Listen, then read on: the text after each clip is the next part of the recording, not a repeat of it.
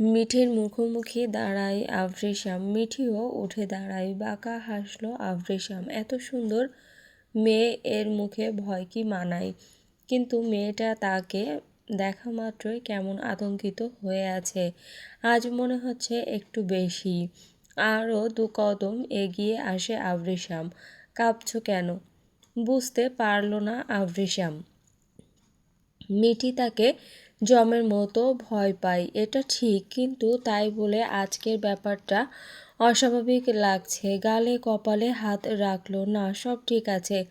মিঠির বাঁ হাতটা তুলতেই টান দিয়ে সরিয়ে নিতে চায় মিঠি। তার পূর্বেই শক্ত করে ধরে ফেলল আফরিসাম। হাতের দিকে তাকাতেই দেখল তার দেওয়া মিঠির অনামিকায় থাকা রিংটা মধ্যমায়, আর অনামিকায় আরেকটা রিং। বুড়ো কুঁকচালো আফরিসাম। কার এমন দুঃসাহস আমার দেওয়া রিংটা সরিয়েছে? মিঠির ইচ্ছে করছে মাটির তলে ঢুকে যেতে। তার বিয়ের কথা আফরিসাম জানে না। জানলে বোধ হয় তাকে এখন পুঁতে ফেলবে। নিভু নিভু চোখে তাকালো মিঠি। বলো, কার এমন দুঃসাহস? অতিরিক্ত ভয়ে জ্ঞান হারালো মিঠি। ধরে ফেলল আফরিসাম। 2 কদম এগিয়ে এলো সাফওয়ান। অস্পষ্ট হলো সে। অসন্তুষ্ট হলো সে। কি করতে চাইছো তুমি? সেন্স হারালো কেন? আসতে না আসতেই শুরু করে দিয়েছো। কি করেছি? ভয় দেখিয়ে কথা বলছো কেন? স্বাভাবিকভাবে কথা বলা যায় না? কানের গোড়ায় মারবো একটা। চুপ হয়ে যায় আফওয়ান। পালস চেক করলো। পালস কম চলছে। ওর রুমে নিয়ে যাও। পাজা কোলে তুলতেই গড়গড় করে রক্ত পড়তে লাগলো। আতঙ্কিত হলো 2 ভাই। এটা কি হলো? হসপিটালে নিয়ে চলো। প্রথমে দেখেই সুবিধার মনে হয়নি। রুগ্ন দেখাচ্ছিল। আর তুমি তো ওর জম। তোমাকে দেখলেই ওর কলিজা শুকিয়ে যায়। তপ্তশ্বাস ফেলল আফরিসাম।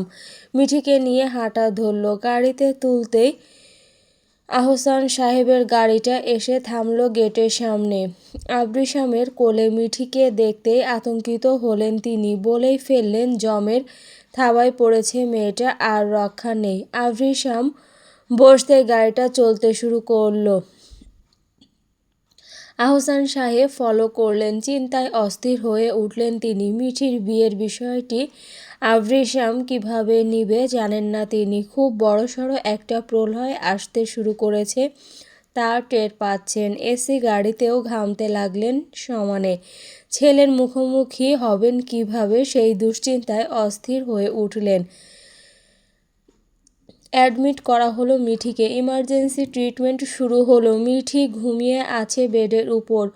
আহসান সাহেবের সাথে মিঠির বিষয়ে সব কথা সেরে কেবিনে এসে ওকে চেক আপ করলেন ডক্টর। ওর ফাইলগুলোও চেক করলেন। আফরিসাম করিডোরে দাঁড়িয়ে রয়েছে। আফওয়ান ডক্টরের পাশে। মিঠির ফাইলগুলো চেক করতেই কেমন দ্বিধাগ্রস্ত দেখালো তাকে। আফরিসাম এসে সবার পিছে দাঁড়ায়। কেউ খেয়াল করলো না তাকে। চিন্তিত মুখে হুট করে ডক্টর বলে ফেললেন, এই শরীর নিয়ে ওনার এত ঘন্টা জার্নি করা উচিত হয়নি মিস্টার আহসান। ওর অসুস্থতার কথা আমাকে জানায়নি ডক্টর। বুঝতে পারছেন কিছু? ডক্টরের দিকে তাকায় আহসান সাহেব সহ সবাই। বলতে চাইছি, মিসক্যারেজ হয়েছে প্রায় 7 থেকে 8 দিন। এর মধ্যেই আবার একনাগাড়ে 28 ঘন্টার অধিক জার্নি করে এলো। ব্যাপারটা বুঝে নিন। এছাড়াও অপ্রাপ্ত বয়স্ক মেয়ে, এত তাড়াতাড়ি কনসিভ এবং মিসক্যারেজ, আশা করি বিষয়টি বুঝবেন। আর আর্জেন্ট ব্লাডও লাগবে। বলা যায় শরীরে যথেষ্ট ব্লাড নেই, মাত্রাতিরিক্ত ব্লিডিং হয়েছে। চমকে উঠল বাপ ছেলে 3 জন। আফওয়ান বলল, মিসক্যারেজ মানে? আপনার বোনের খবর আপনি জানেন না? কথা বাড়ালো না আফওয়ান। আহসান সাহেব জানেন না এসব কিছু, আর মিঠিও এই ব্যাপারে জানায়নি। কাকে বিশ্বাস করবেন তিনি? ওনার কাছে লুকানোর বিষয় এটা। পিছু ঘুরতেই দেখলো লাল লাল চোখ করে তাকিয়ে আছে আবরিশাম। ভড়কে গেলেন তিনি। তুমি এখানে কি করছো? মিঠি কি রেফ হয়েছে? বলছি বাসায় যাও। টান দিয়ে ফাইলগুলো নিয়ে নিল আফওয়ানের হাত থেকে। দ্রুত নজর বুলিয়ে যা বোঝার বুঝল। আপনার সাথে কথা আছে আহসান সাহেব। বেয়াদব ছেলে, আমি তোমার পিতা হই, সম্মান দিয়ে কথা বলো। আমি সম্মান করতে জানি না। কি শুরু করলেন আপনারা? পেশেন্টকে রেস্ট নিতে দিন, চেঁচালেন ডক্টর। আহসান সাহেব, আমার সাথে আসুন, আপনার সাথে অনেক হিসেব নিকেশ বাকি। কথাটা বলেই বেরিয়ে এলো আভৃশাম। আহসান সাহেবকে সব কিছু আজই জবাবদিহি করতে হবে। একজন সফল বিজনেসম্যান আহসান সাহেব। পৃথিবীর সবাই সম্মান করলেও বড় ছেলের কাছে তিনি যোগ্য সম্মানটুকু পান না। এদিকে মিঠিও আবেগের বশে উল্টাপাল্টা কাজ করে বসে আছে। এখন সব কিছু জবাবদিহি ওনাকেই করতে হবে। মিঠির উপর অসন্তুষ্ট হলেন তিনি। মিঠি তো জানতো আবরিশামের সাথে তার।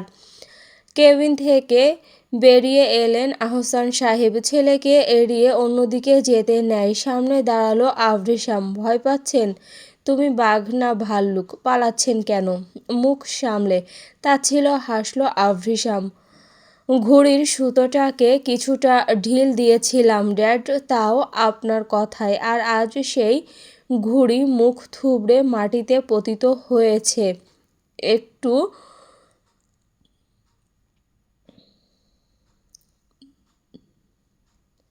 জেড সব বলুন। এ টু জেড সব বলুন। তোমাকে কোনো বিষয়ে এক্সপ্লেনেশন দিতে বাধ্য নই আমি। মুখ থুবড়ে মাটিতে পতিত হওয়া ঘুড়িটার সর্বনাশের মূল কারণ তো আপনি। আপনার জন্যই তো ঢিল দিলাম। যার কথা তার থেকে জেনে নিও। আগে আপনি বলবেন, তারপর মুখ থুবড়ে মাটিতে পতিত হওয়া ঘুড়িটা এক্সপ্লেনেশন দিবে। মৌন রইলেন আহসান সাহেব। ও প্রেগনেন্ট হলো কি করে? কে করেছে এমন কাজ জানতে চাই। ছেলের চোখের সামনে থেকে আড়াল হতে চাইলেন আহসান সাহেব। যতক্ষণ ওনাকে দেখবে ততক্ষণই এমন করবে। খুবই নাছোড়বান্দা ছেলে আবরিশাম, তবে সেটা কেবলই বাবার বেলায়। তোমাকে জন্ম দেওয়াটাই আমার বড় পাপ ছিল। প্রশ্নের উত্তর এটা ছিল না ড্যাড।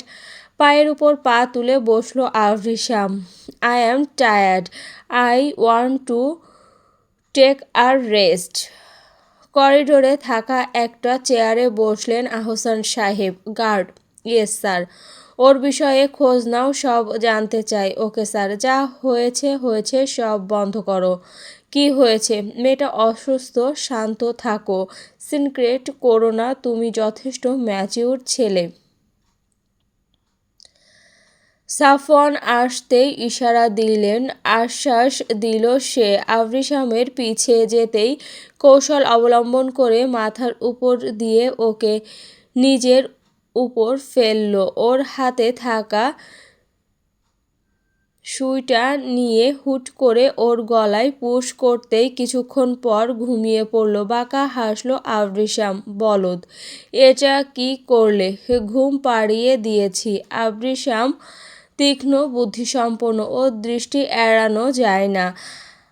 আফওয়ানের গালগুলো টিপে দিয়ে বলল, গার্ড, জি স্যার। আমার কোলে শুয়ে শুয়ে গাধাটা ঘুমাচ্ছে, বাসায় নিয়ে যাও। চশমাটা খুলে নিল সাফওয়ানের চোখ থেকে, গার্ডের হাতে দিল।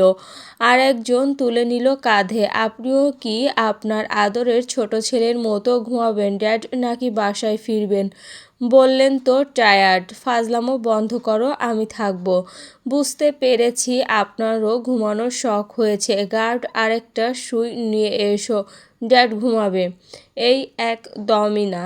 বলতেই বাকি অর্ধেক ওনার শরীরে দিতেই উনিও ঘুমিয়ে পড়লেন। তপ্তশ্বাস ফেলল আবরিশাম। দুজনকেই নিয়ে গেল বাসায়। সারা রাত ওইভাবে বিধ্বস্ত অবস্থায় বসে রইল। ফাইলগুলোর দিকে যতবার দৃষ্টি যাচ্ছে ততবারই বিধ্বস্ত লাগছে। ল্যাপটপে চেক করে দেখলো কোথাও মিঠির বিয়ে সংক্রান্ত সার্টিফিকেট অথবা কোনো ডেটা পায়নি। তাহলে প্রেগনেন্ট হলো কি করে? সে আসার পর থেকে কি হয়েছিল মিঠির সাথে সব জানতেই হবে। দেখবি লাল টুকটুকে বর আসবে তোমার মতো। ধুত বোকা, আমার মতো হবে কেন? আমি কি একটা ছেলে হলাম নাকি? তাহলে তুমি কি? আমি মানুষ, ও ছেলে না? ফোলা ফোলা গালগুলো টিপে দিল আভৃশাম। ছেলেও? ও আচ্ছা পুচকি, বল তো আফওয়ানকে তোর কেমন লাগে? খুবই কিউট। কিউট? একদম রসগোল্লার মতো। রসগোল্লা? আফওয়ান ভাইয়া মানে রসগোল্লা। আর তুই কি সেটা জানিস না? তো আমি কি মিষ্টি? খিলখিল করে হেসে উঠল ছোট্ট আদুরে মিঠি। মুগ্ধ নয়নে তাকিয়ে থাকে আভৃশাম। চিন্তা করে কবে বড় হবে মেয়েটা। হ্যাঁ ঠিক বলেছ, আমি সত্যি একটা মিষ্টি। শুধু মিষ্টি না, মিষ্টি পড়ি। Wow, very nice name. মৃদু হাসে আভৃশাম। বারবি কার্টের মাথার চুলগুলো এলোমেলো করে দিল। আচ্ছা মিষ্টি পরি, একটু বল তো আমাকে কেমন লাগে? ভালো, শুধু ভালো? একটু একটু ভালো। ছোট ছোট আঙুলগুলো দেখিয়ে বলল ছোট্ট মিঠি। আর আফওয়ানকে কিউট, আমাকে ভালো। খুব কষ্ট পায় আভৃশাম। আমাকে কিউট বলা যায় না? একদমই না। কেন? কারণ এটা তোমার সাথে যায় না। কেন? আর কেন মানে? তুমি তো আফওয়ান ভাইয়ার মতো শান্ত না, ঘাড় তেড়া, বদমেজাজি, খুব খারাপ। মামার কথা শোনো না, কারো কথা শোনো না। আমাকে সারাক্ষণ বকাবকি করো, মারো, আর কথায় কথায় পানিশমেন্ট দাও। তুমি হচ্ছ ঝাঁজ লবঙ্গ আর একটা মাস্তান। কার সাথে মাস্তানি করলাম? কার সাথে আবার? আমাদের সাথে। পুতুলের মতো দেখতে ছোট্ট মিঠির দিকে তাকিয়ে রইল আভৃশাম। আচ্ছা তোমার কেমন মেয়ে পছন্দ? বোকাশোখা চালাক মেয়ে না? একদমই না। আচ্ছা তুমি কেমন মেয়ে চাও? আয়না ছাড়াই সোজা টিপ পড়তে পারবে যেই মেয়ে, আর আমার সাহায্য ছাড়া একা শাড়ির কুচি ঠিক করতে পারবে না। আর কিছু? বলছো না কেন? আমি বললে কাজল পড়বে সে, ব্যাস এইটুকুই। বিজ্ঞদের মতো ভান করলো ছোট্ট মিঠি। আচ্ছা তোর কেমন ছেলে পছন্দ? বুক ফুলিয়ে আমার সামনে এসে দাঁড়িয়ে বলবে আমি তোমায় ভালোবাসি এমন সাহসী ছেলে। তুই তো খুব পেকে গেছিস বুড়ি। হঠাৎ ফজরের আজান হলো। সম্বিত ফিরল আভৃশামের। প্রলম্বিত একটা দীর্ঘশ্বাস ফেলল। বুকটা হুহু করছে। মিঠির দিকে তাকালো। কি আরাম করে ঘুমাচ্ছে মেয়েটা। প্রশ্নগুলোর উত্তরের তাড়নায় অস্থির হয়ে উঠল আভৃশাম। দ্রুত বেরিয়ে যায় কেবিন থেকে। তার মস্তিষ্ক ঠান্ডা করতে হবে। সকাল প্রায় 9টা। কায়নাত কাজিন চৌধুরী এলেন হসপিটালে। দেখলেন বেডের সাথে হেলান দিয়ে বসে আছে মিঠি। সামনে ব্রেকফাস্ট দেওয়া, হাতে করে আনা বক্সটা রাখলেন। Good morning. চোখ তুলে তাকায় মিঠি। দেখলো গম্ভীর মুখ ওনার। মলিন হাসলো। Good morning. ঘুম হয়েছে? কেমন লাগছে এখন? ফাইন। ব্রেকফাস্ট করনি যে? করব। রাতে ডিনার হয়নি তোমার?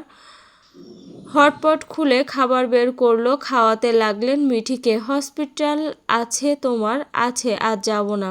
কেন? তোমার কাছে থাকবো। ব্রেকফাস্ট খাইয়ে মেডিসিন খাইয়ে দিলেন। হঠাৎ আহসান সাহেব এবং আফওয়ান এসে ঢুকলো কেবিনে। মাথা নোয়ায় মিঠি। কিছু বললেন না। মিঠির উপর কিছুটা রাগ তিনি। আবেগী হয়ে সুন্দর একটা জীবন অল্পের জন্য নষ্ট করে দিল মেয়েটা। এই যুগে এত বোকা মানুষ হয় নাকি? অবশ্যই তিনি মৃত বোনের শেষ স্মৃতির খারাপ চান না। গোপনে দীর্ঘশ্বাস ফেললেন। হুট করে কোত্থেকে আভৃশাম এসে ঢুকলো কেবিনে। ঘাবড়ে গেল মিঠি। আভৃশামকে কেমন বিধ্বস্ত দেখাচ্ছে। চুলগুলো কেমন উস্কো খুস্কো, চোখগুলো লাল। রাতে ঘুমায়নি বোধহয়। ভয় পেয়ে আতঙ্কিত হলো মিঠি। দু হাতে শক্ত করে জড়িয়ে ধরল মামনিকে। বুকটা ধড়ফড় করছে। ঘটনাটা বুঝতে পারল সবাই। গলা পরিষ্কার করে আহসান সাহেব বললেন কোথায় ছিলে? বলার প্রয়োজন মনে করছি না। আজ ল্যাবে যাবে না? কাজ নেই তোমার? তাও বলার প্রয়োজন মনে করছি না। অসভ্য বিগড়ে যাওয়া ছেলে। রাগান্বিত হলেন তিনি। আভৃশামের কিছু এলো গেল না। কায়নাত কাজিন চৌধুরী বললেন, আভৃশাম তুমি বাসায় ফেরো। সারা রাত হসপিটালে ছিলে, অসুস্থ হয়ে পড়তে পারো, তোমার রেস্টের প্রয়োজন, সেই সাথে মাথাটাও ঠান্ডা করার প্রয়োজন। তার আগে ওর থেকে কিছু কথা জানার প্রয়োজন। সব জানতে পারবে, এখন বাসায় ফেরো। অধৈর্য হয়েও না, এটা সুফল বয়ে আনে না। ওয়েট করতে পারছি না মম। আভৃশাম, একদম চেঁচাবে না। 2 কদম এগিয়ে এলো আভৃশাম। আরও জোরে মামুনিকে খামচে ধরল মিঠি। সত্যি তার খুব কান্না পাচ্ছে। কাল না হয় অসুস্থ হয়ে পড়ার কারণে বেঁচে গিয়েছে, এখন কি করবে? শুকনো ঢোক গিলল শক্ত করে মিঠির হাত থেকে। মাকে ছাড়িয়ে সরিয়ে দিল আভৃশাম। মামুনি বলে চেঁচিয়ে উঠল মিঠি। আহ, কি শুরু করেছো আভৃশাম? প্রতিউত্তর করল না মায়ের কথায়। আভৃশাম এমনই, গুরুজনদের ভক্তি শ্রদ্ধা করে না। ফেস টু ফেস হলো মিঠির। আতকে উঠে পিছিয়ে গেল সে। আভৃশামের চোখে মুখে আগ্নেয়গিরি দেখা যাচ্ছে। টেল মি হাউ ইউ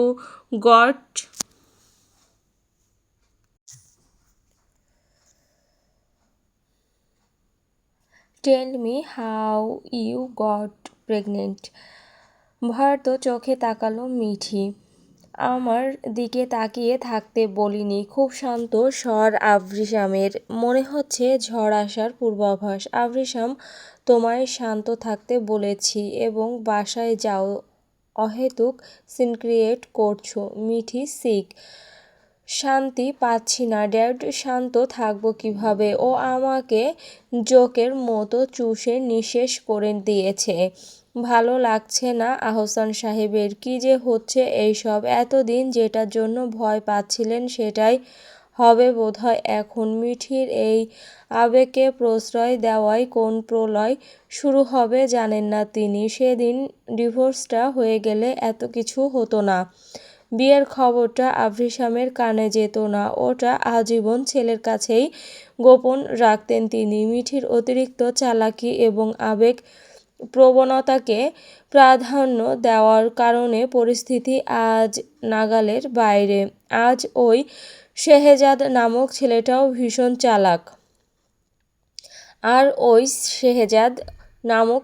ভীষণ চালাক। ছোট্ট মেয়েটার ব্রেইনকে এমনভাবে ওয়াশ করেছে যে মেয়েটা তখন আপন মামাকে গুরুত্ব না দিয়ে তার প্রতিটি কথাকেই সায় দিয়েছে। এই রকম বড়লোকের মেয়ে পেলে সব ছেলে মাথায় তুলে রাখতে চাইবে। অন্যদিকে মেয়েটা আবার সুন্দরীও। ব্যাপারটা মিঠিকে বোঝানো গেল না। কত মানুষ কত রকম ব্যবহার করতে চাইবে, সুযোগ লুফে নিতে চাইবে। এত ব্রিলিয়ান্ট একটা মেয়ে হয়েও কেন বুঝল না মিঠি? সত্যি মিঠিকে খুব বিরক্ত লাগছে ওনার।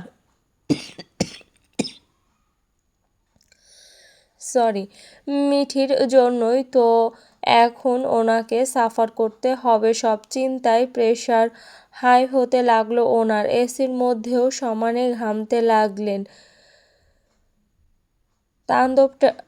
তাণ্ডবটা ঠিক কার উপর দিয়ে যাবে বুঝতে পারছেন না তিনি। হুজ চাইল্ড ওয়াজ ইট? শক্ত করে ধরে কাছে টেনে এনে মিঠির চিবুক তুলে ধরল। টুপ টুপ জল গড়িয়ে পড়তে লাগলো মিঠির চোখ বেয়ে। সরতে নেয় মিঠি, সরতে দিল না। শক্ত করে ধরল। ন্যাকামি করো না। I don't like this.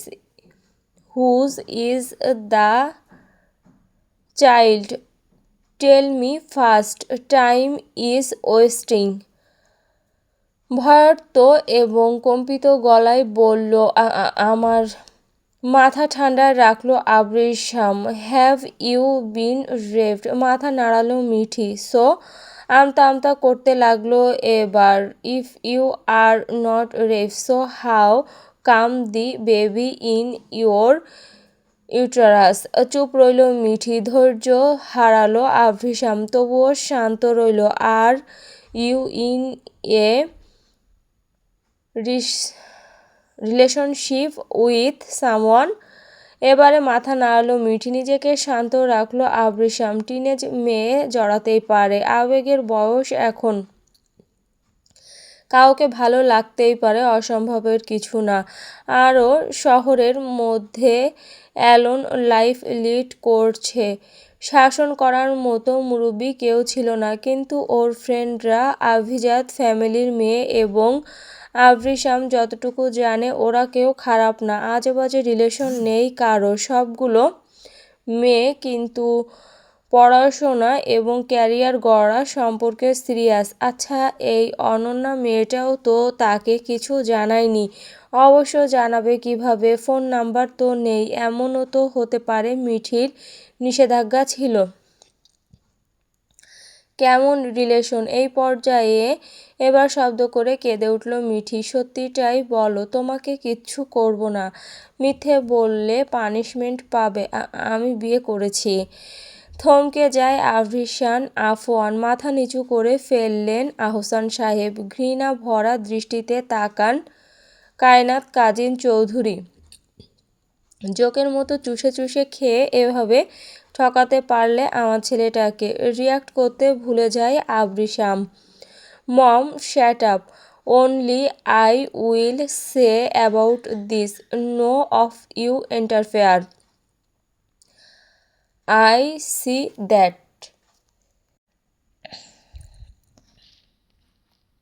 ফের মিঠি চিবুক তুলে ধরল। Don't you know your engaged to me? মাথা নাড়ালো মিঠি।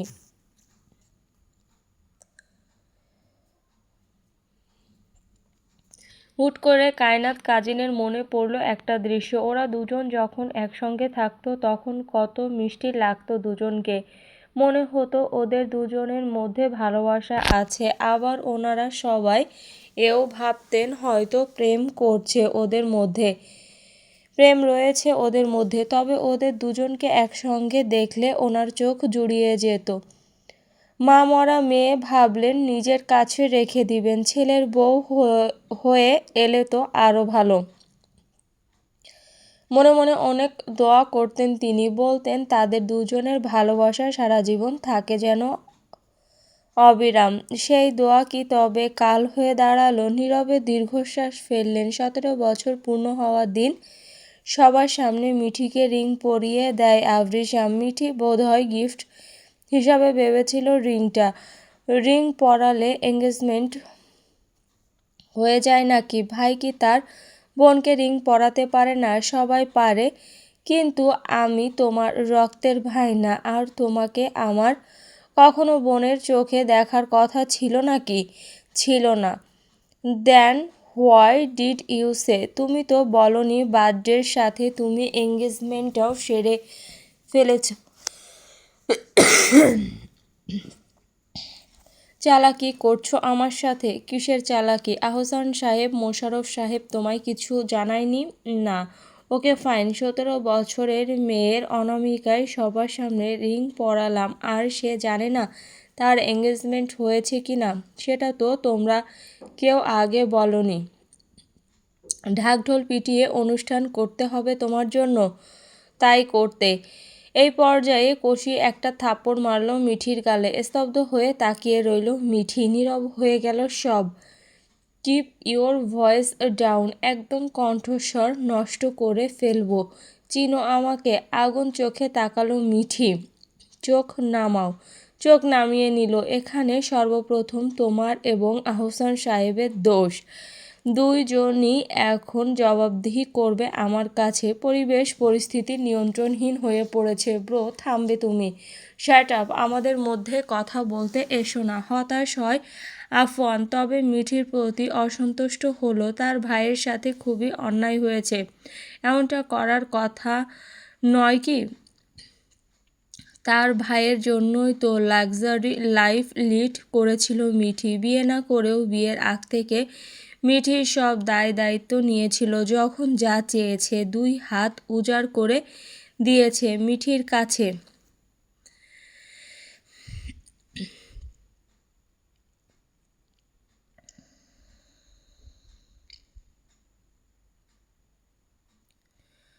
একটা টাকার মেশিন এবং আবদার করার মানুষ ছিল তার ভাই। মেয়েটাকে ভালো এবং সুখে রাখার জন্য দিন রাত 24টা ক্ষণ ক্যারিয়ার এবং টাকার পেছনে দৌড়েছে তার ভাই। সুখ কী জিনিস সেটা মেয়েটাকে দিতে গিয়ে নিজেই ভুলে গিয়েছে সুখ নামক শব্দটা। অতঃপর যখন সুখের দেখা পাবে তখন হুট করে কোথা থেকে কোথাকার কে এসে তাকে নিয়ে গেল, যার টাকা ভোগ করে আজ এই পর্যন্ত এসেছে, যার জন্য আজকের এই অবস্থানে এসেছে, তার সাথে এত বড় প্রতারণা। তার ভাই এখনও যে কিভাবে শান্ত রয়েছে সেটাই ভাবছে আফওয়ান। সে হলে এতক্ষণে পুঁতে ফেলতো বেইমানির জন্য।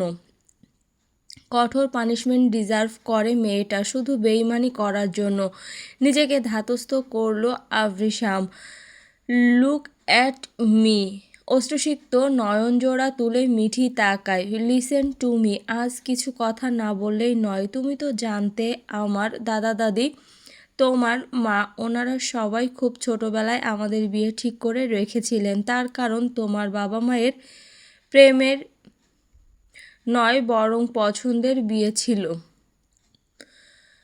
মোশাররফ সাহেব মধ্যবিত্ত পরিবারের সন্তান আর তোমার মা ধনাঢ্য পরিবারের একমাত্র কন্যা ছিল। শুধু তাই নয়, তোমার বাবা আগে কোথাও ছোটোখাটো একটা জব করত আর সেখানে তোমার মা ছিলেন একজন ব্যারিস্টার।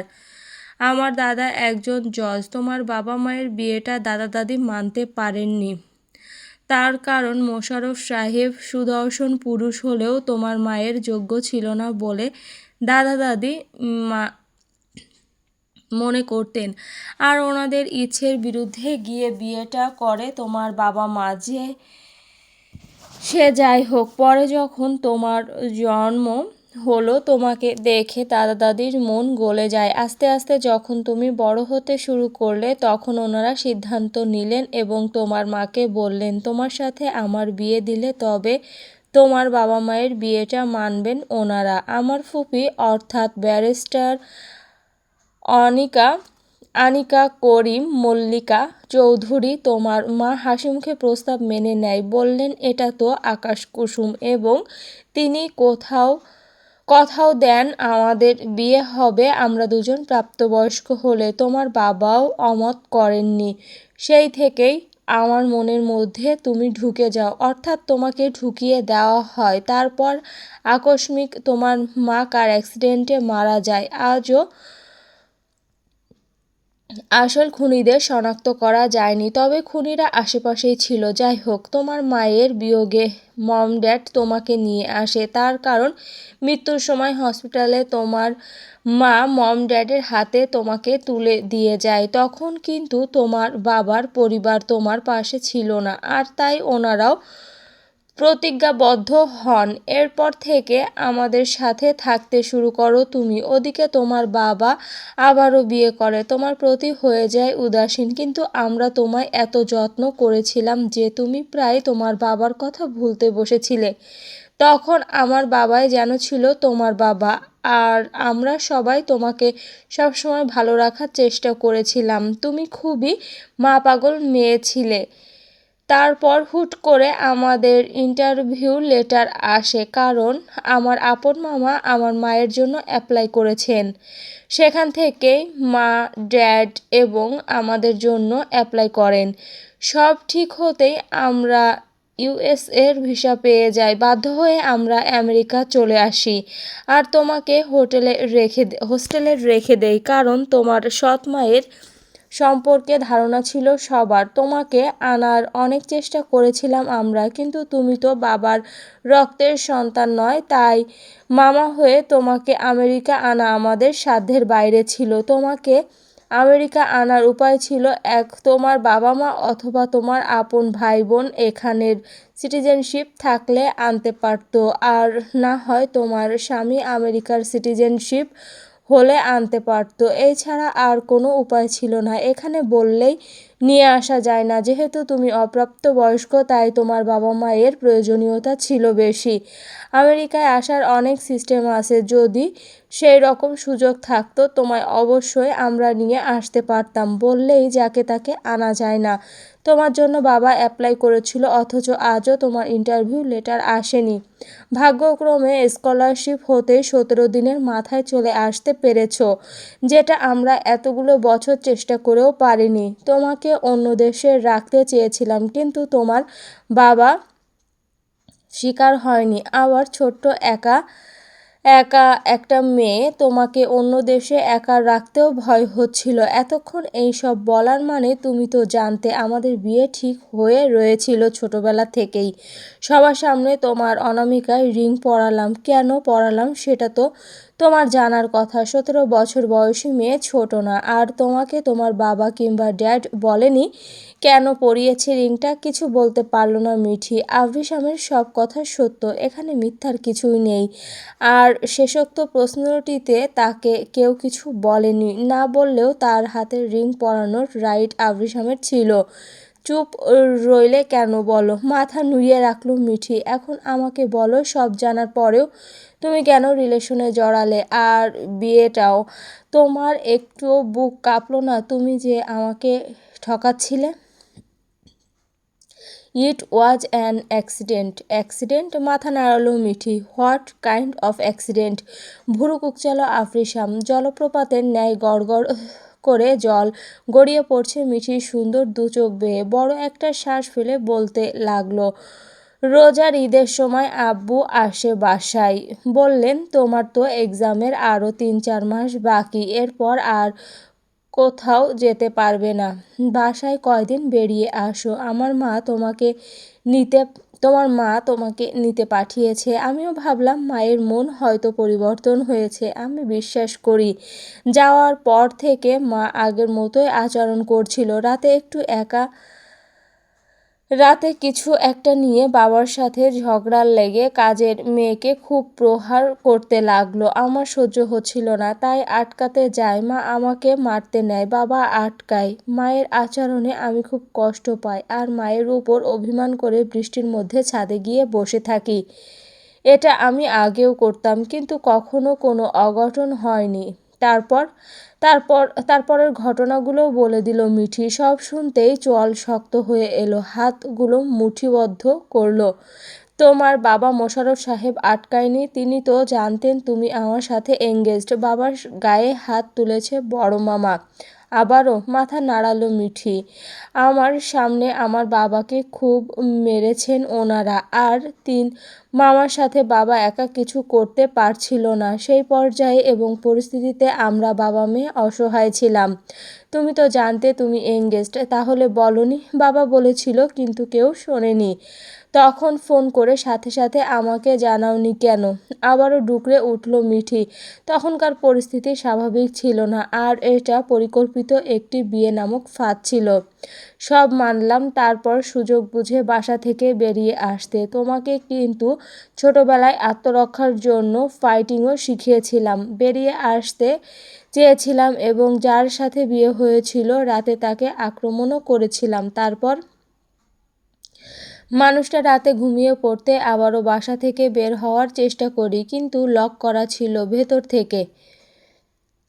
চাবি খুঁজেও পেলাম না। আর রাতে হঠাৎ দেখি আক্রমণ করার কারণে লোকটা অসুস্থ হয়ে পড়ে এবং খুব জ্বরে গোঙাতে লাগলো। আমি ঘাবড়ে যাই, মানুষটার পাশে বসি। হঠাৎই ওনার মধ্যে আমি আমার মৃত মা এবং বাবার প্রতিচ্ছবি আর আমাকে দেখতে পেয়েছিলাম। তাচ্ছিল্য হাসলো আবৃসাম। ভয়ঙ্কর ফাঁদ। তারপর তবুও ভাবলাম ডিভোর্স দিয়ে চলে আসব, কিন্তু সেই রাতেই উনি জোরপূর্বক। এই পর্যায়ে সত্যিই মিঠির বুক ফেটে কান্না বেরিয়ে এলো। চোখ বন্ধ করে জোরে শ্বাস ফেলল আভৃসাম।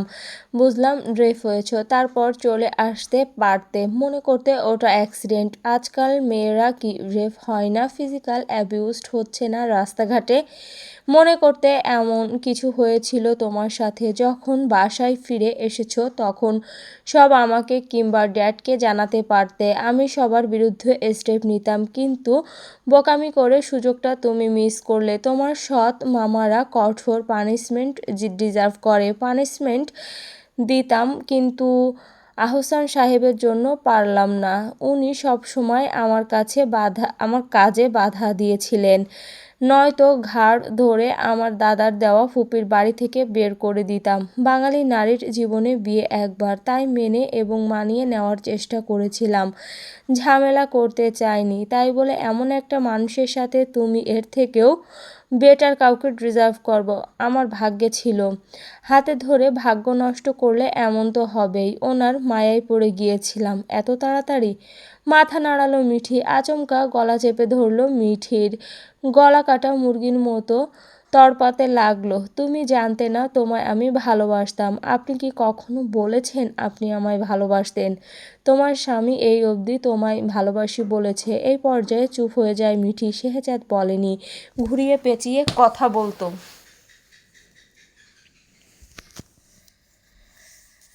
ভালোবাসলে তখন আমায় বিয়ে করে রেখে আসনি কেন? ওই যে স্ট্যাচুর মতো দাঁড়িয়ে রয়েছে মিস্টার আহসান সাহেব, উনি নিষেধ করেছে। উনি বলেছেন আমি নাকি তোমার ওপর নজরদারির বেশি করি, খবরদারি করি। তুমি স্বাধীনতা পাচ্ছ না, তুমি অস্বাধীন, পড়াশোনায় মন বসাতে পারছো না, আরও অনেক কিছু। তাই একেবারেই আমি নীরবে তোমার নজরদারি করা বন্ধ করে দিয়েছি। কেন করলে? তুমি তো আহসান সাহেবকে উস্কে দিয়েছো।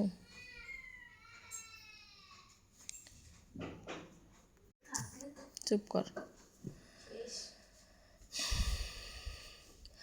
ভালো যখন বাসলে তখন আমাকে কেন বলনি? আমাকে ভালোবাসো, পেতে চাও, কেন জোর করে বিয়ে করে রেখে এলে না? তাহলে তো আজ এমন কিছুই হতো না। আমার চোখে ভালোবাসা দেখোনো তুমি? না, কি দেখতে? ভয়, আতঙ্ক, অস্বাধীনতা। কষি একটা থাপ্পড় মারলো অপর গালে। তোমার স্বামীর চোখে ভালোবাসা দেখেছো, দেখলে আজ এই অবস্থা কেন তোমার? কিছু বলতে পারলো না মিঠি। শোনো, ভালোবাসতে হয় লুকিয়ে, গোপনে, ব্যক্তিগতভাবে। ভালোবাসাকে জনসম্মুখে প্রকাশ করে বেড়ানোর কোনো প্রয়োজন নেই। বিজ্ঞপ্তির মতো এখানে সেখানে ছড়িয়ে ছিটিয়ে দিতে নেই। প্রকাশ্যে যেটা দেখি সেটা ভালোবাসা নয়, বড়জোর সেটা প্রেম হয়। প্রেমকে ভালোবাসা বলে চালিয়ে দেওয়া অন্যায়। ভালোবাসা পবিত্র, গোপনীয় এবং একান্ত ব্যক্তিগত। ছুঁড়ে মারল মিঠিকে। ব্যথায় আর্তনাদ করে উঠল। যা হয়েছে দ্যাটস এনাফ। মিঠি ভুল করেছে, সব বুঝতে পেরেছে। এবার ডিভোর্স দিয়ে দিবে, তারপর তোমাদের বিয়ে দিব। আপনি ভাবলেন কি করে? এত কিছুর পরেও ওকে আমি অ্যাকসেপ্ট করব? Mister Ahsan Abhrisham, mind your language. আমাকে দেওয়ার মতো কি আছে ওর মধ্যে? Shut up. শুনুন, আমেরিকা এমন একটা দেশ, হাত বাড়ালেই ফ্রিতে হাজার হাজার রূপসী লাবণ্যময়ী নারী পাওয়া যায়। সেখানে আমি কোনো বিকল্প পথ না খুঁজে ওর জন্য এতগুলো বছর নিজেকে হেফাজত রেখেছিলাম। আর সেখানে কিনা ও সব কিছু জেনে শুনেও নিজেকে বিলিয়ে দিয়ে এসেছে একটা ডিভোর্সি পুরুষের কাছে। ভাবলেন কি করে ওকে আমি অ্যাকসেপ্ট করব? আমি কি এইসব ডিজার্ভ করি? I am so simple. But এখনও নিজের আত্মসম্মান নষ্ট করে কারোর কাছে পড়ে থাকবো এমনটা নয়। I deserve someone better. গড়গড় করে জল গড়িয়ে পড়তে লাগলো মিঠির গাল বেয়ে। ঠোঁট চেপে চোখ বন্ধ করে রইল। ঘৃণাভরা দৃষ্টিতে তাকালো আভরিসাম। বেঈমান, প্রতারক, সুবিধালোভী মেয়ে। তোমাকে আমি ঘৃণা করি। কিভাবে পারলে আমাকে ঠকাতে? তোমার আত্মা একটুও কাঁপল না? তোমার মায়ের মেরুদণ্ড ছিল ইস্পাত কঠিন। তার সন্তান হয়ে মেরুদণ্ড, বিবেক সব কিছু, এবং কুমারী হয়ে আর একটা ডিভোর্সি পুরুষের কাছে বেছে নিতে লজ্জা করলো না তোমার? প্রতিউত্তর করার মতো কোনো ভাষা নেই। এইভাবে আমাকে না ঠকালেও পারতে। আমি তো তোমার কোনো ক্ষতি করিনি, শুধু তোমাকে ভালোবেসে একটু ভালো থাকতে চেয়েছিলাম, সংসার করতে চেয়েছিলাম, নিজেকে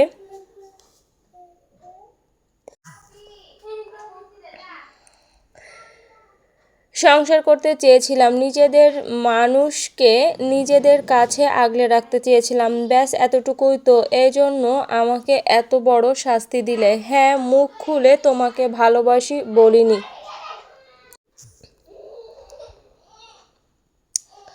নিজের মানুষকে নিজের কাছে আগলে রাখতে চেয়েছিলাম, ব্যাস এতটুকুই তো। এই জন্য আমাকে এত বড় শাস্তি দিলে। হ্যাঁ, মুখ খুলে তোমাকে ভালোবাসি বলিনি। তোমাকে সুখে রাখতে গিয়ে তোমার সাথে লুতুর পুতুর করার সময় পাইনি, এজন্যই এত বড় ধোঁকা দিলে। আবৃশাম, থামো, যথেষ্ট হয়েছে। মেয়েটা একটা ট্রমার মধ্যে আছে। ও যে সুখে ছিল এমন না, ও অনেক কষ্টের মধ্যে ছিল। এখন আবার সদ্য সন্তান হারিয়েছে, ব্যাপারটা বোঝো। তার ওপর দিয়ে কি গিয়েছে একবার ভাবো। ওকে আমি ঘৃণা করি। চুপ করো এবার, ডিভোর্স দিয়ে দিবে, ব্যাস এনাফ। এরপর বাকি সিদ্ধান্ত আমরা নেব। যে একবার আমার না, দ্বিতীয়বার আমি তার হওয়ার প্রশ্নই আসে না। মরে গেলেও না। ব্যক্তিত্ব ছাড়া তো মানুষেই অস্তিত্ব থাকে না। সেখানে ভালোবাসা কী জিনিস? ওকে আমি ঘৃণা করি। থামবে? হৃদয়ের সবটুকু দিয়ে ভালোবাসার পরেও যে আমার শূন্যতা অন্য কাউকে দিয়ে পূর্ণ করে, যে আমার অনুপস্থিতি একটু নিঃসঙ্গতা অন্য কাউকে দিয়ে পূরণ করে, যে আমার নিঃস্বার্থ ভালোবাসাকে উপেক্ষা করে, যার অন্যের প্রতি থাকে আকর্ষণ। আর যাই হোক, সেই মানুষটা অন্তত আমার না হোক, তাকে আমি ঘৃণা করি। চেয়ারে একটা লাথি মেরে বেরিয়ে গেল আভৃশাম। তার মাথা এলোমেলো হয়ে গিয়েছে। রেস্টের দরকার, এত বড় ধোঁকা চলবে? হ্যালো বন্ধুরা, তোমরা যারা যারা আমাদের গল্পগুলো দেখছো তারা প্লিজ অবশ্যই আমাদের চ্যানেলটিকে সাবস্ক্রাইব করে পাশের বেল বাটনটি অন করে রেখো। এবং তোমরা যারা যারা গল্পগুলো দেখছো অবশ্যই একটা লাইক এবং গঠনমূলক কমেন্ট করে যাবে। ধন্যবাদ সবাইকে।